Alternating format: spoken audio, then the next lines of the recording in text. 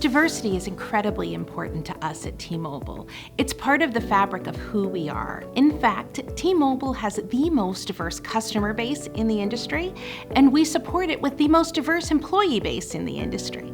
So this idea of ensuring that the talent pool has a rich selection of diverse candidates is very important to us. When I think about the ways that organizations can help build a diverse talent pool, a few things come to mind.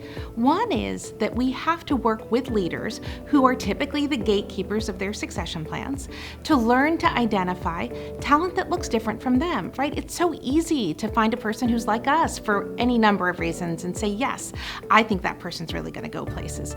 It's a little harder, it's more of an intentional skill set to find that person who maybe doesn't look like you or come from the same background as you and identify that person as being top talent. So that's one thing we can do. And I've seen a lot of success with HR business partners driving those conversations.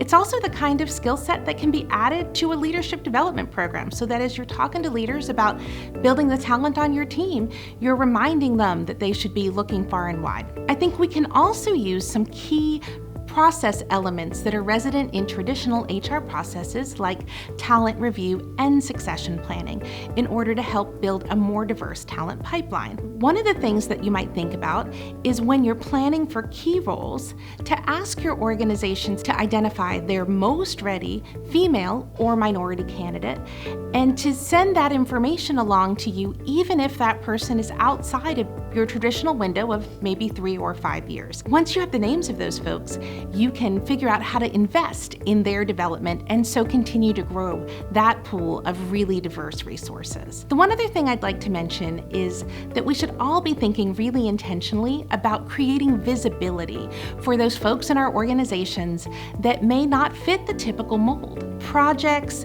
assignments, special presentations, these are all great ways to give visibility to folks who might otherwise be overlooked. And we certainly can't afford to overlook any of our high potential talent.